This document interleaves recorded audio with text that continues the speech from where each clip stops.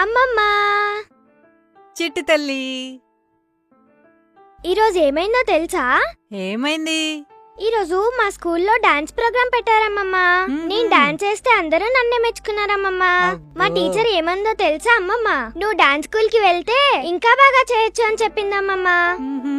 నన్ను కూడా dance class లో చేర్పియొచ్చు కదమ్మమ్మ. సరే, తాత రాగానే నిన్ను డాన్స్ స్కూల్లో చేర్పించమని అడుగుదాంలే. అమ్మమ్మ, ఇప్పుడు నేను డాన్స్ చేస్తే చూస్తావా? అవునా? ఒకసారి చూద్దాం.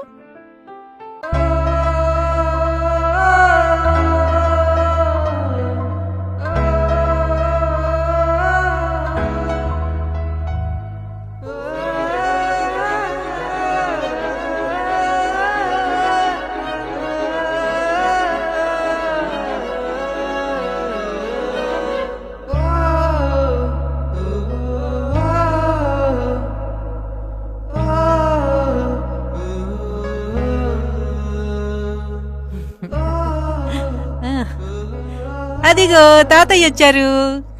తాతయ్య, నా బంగారు తల్లి, ఇప్పుడే వస్తానే.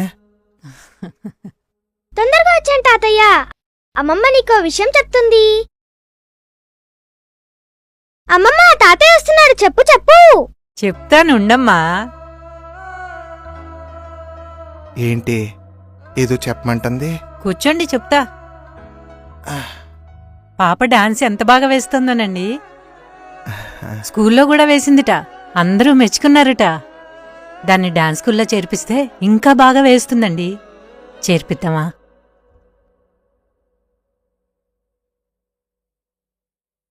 నువ్వు వెళ్ళి డ్రెస్ మార్చుకోమ్మా.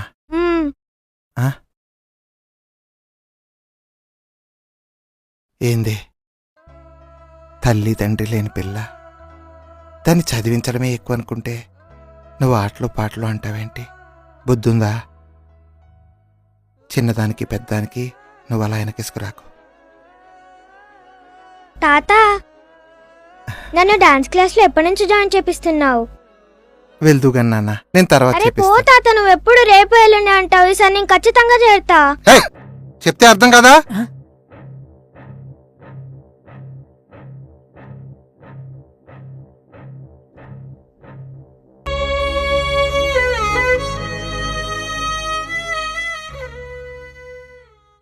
పట్టమ్మా. నాకొద్దు, తినాలమ్మా. నాకొద్దు. తినాలి. తాతయ్యకి నేనంటే ఇష్టమే లేదు అసలు. తప్పు, అలా అనకూడదు. తాతయ్యకి నువ్వంటే చాలా ఇష్టం. తాతయ్య ఏం చెప్పినా నీ మంచి కోసమే. Good girl. నాకొద్దు. మళ్ళీ అడుగుదాంలే తాతయ్యని.